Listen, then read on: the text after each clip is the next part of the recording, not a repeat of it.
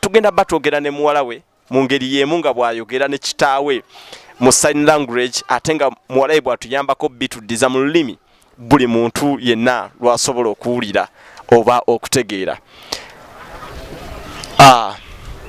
Muwala gye baleko amannya go? Nze Nakayiwa Ruth.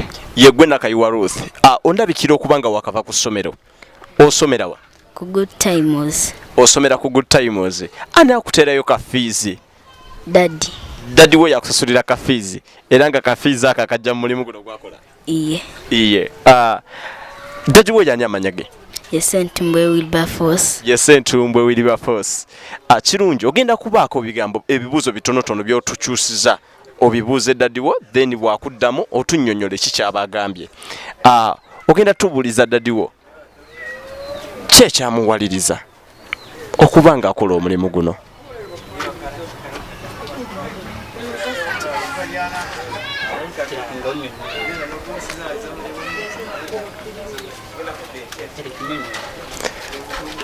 Nga bwe tulaba agezaako okumubuuza ekyamuwaliriza okuba nga akola bizinensi eno.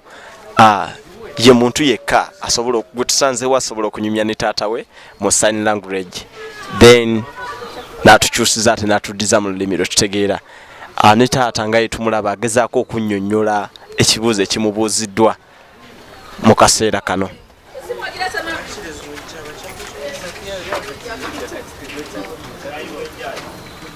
Agamba nfuna ekyamwaliriza yalaba mpo guno omulimu asobola ogukola era nga agamba naye asobola okugukola.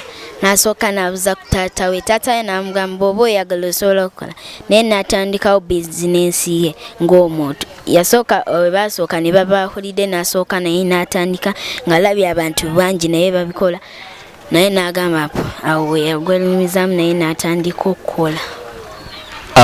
Omwami ono atunnyonnyodde ng'omwana bw'atunnyonnyodde nti yali awo naye kirowoozo ne kimujjira nga gwe mulimu gwe yandeetaze okukola ne yeebuuzaako ku daddy we.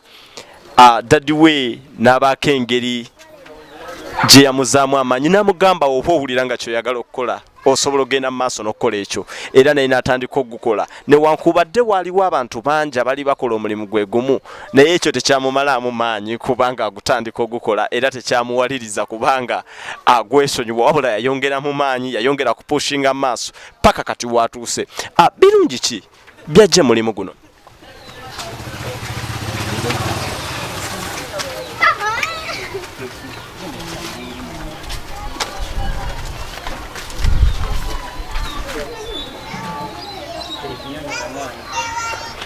Omwami agezaako okutunnyonnyola ebirungi byajje mulimu guno ng'omwana bw'agenda ateera otutangaalizaamu mu taata biki byabadde annyonnyola. Daddy agambye mpuna ebirungi byasanzeemu omulimu tegumenya nnyo we yali agutandika gwali gumenya naye taata ye n'amuzaamu amaanyi n'agamba onaagugezaako nga oluddako n'oluddako okukola kujja beera gwangu nnyo kati naye n'atandika okukola nga naye apushinga n'ebitandika okubeera easy. Ate obirungi bye yasanga omulimu si muzibu nnyo era omuntu omulimu agwenyumirizaamu nnyo. Bazadde be abaagala nnyo abaweerera ne famire yagiweerera. Nga bw'agezezzaako tunnyonnyola omulimu tegwasooka kubeera mwangu eriye nga bw'omanyi abantu baamugisangamu amaaso nga bamulaba nga atasobola. Abantu bamulabanga ye atalina kyasobola kukola mu bulamu bwe naye yayongera maaso oba yagenda maaso n'opushinga n'okwongeramu amaanyi okakkana wano waatuuse agamba nti asobola labirira mu famire ye asobola labirirako bazadde be ate n'abantu ku kyalo bamwenyumirizaamu oba osanga oba oli awo. Muwala ogenda kutubuuliza ku daddy wo kusoomooza ki kwasanze mu bizinesi eno?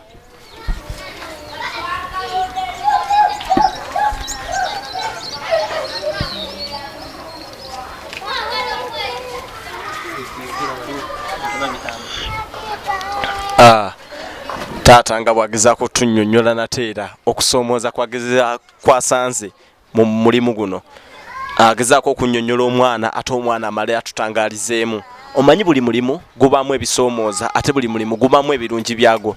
Tosobola kola business n'ongamba nti ogenda gusangamu birungi byokka, wabula n'ebisoomooza bibaamu n'ebirungi bibaamu, naye kuba kumalirira na kuwongera kupushinga kirooto kyo kugenda maaso. Omwana katunnyonnyole. Ngambe kwasanzeemu abantu wabadde anoonya omulimu ogw'okukola, abantu bali bamuvuma bamugamba tosobola ky'olina kukola.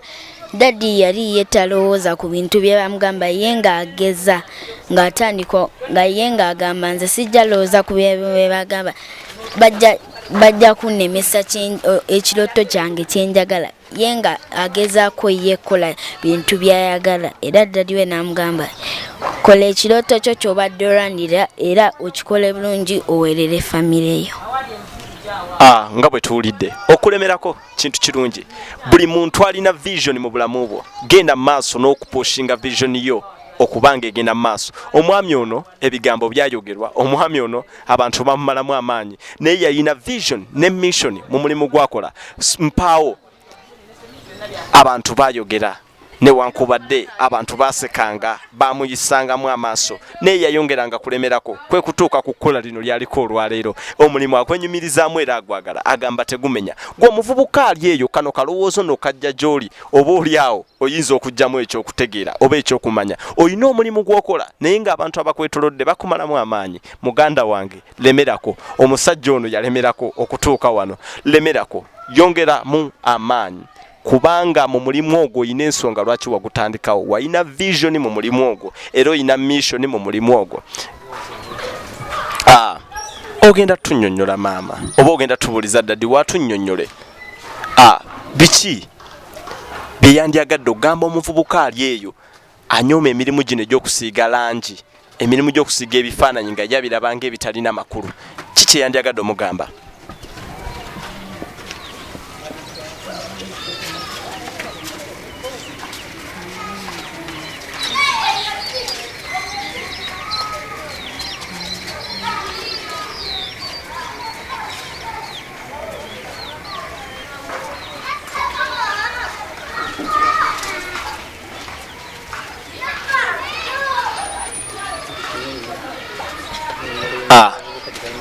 Agezaako okutunnyonnyola engeri abavubuka abali abanyome emirimu gino, agezaako bbawo akalowoozo ke nga y'omuntu.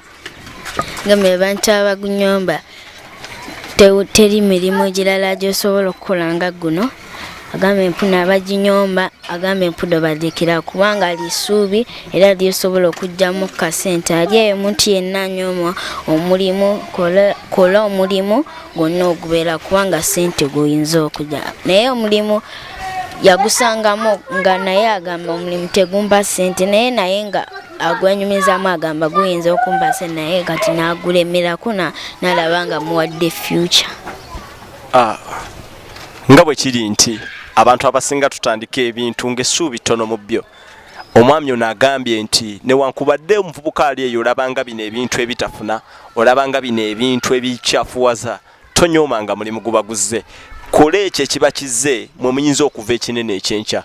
Tonyooma mulimu gwonna. Ye yabitandika alabanga ebyakyafuwaza ebigiraagira, naye at the end agenza okukizuula nga gwe ekifaananyi ekirungi esiiga obulungi ojja wa mwami wiri basente nakusiiga ekifaananyi kyo nga bwoba okyetaaga. Kati ye mwabiriza obulamu bwe bwonna mwayiza. Mama ambulire nze basomeseddwa sirabikira mu kamera. Ndabikira mu kamera. Ndabikira mu kamera.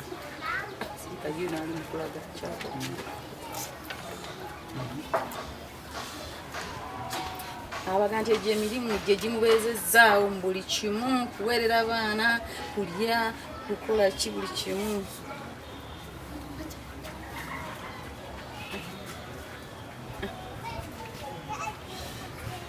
N'ebirala birina biri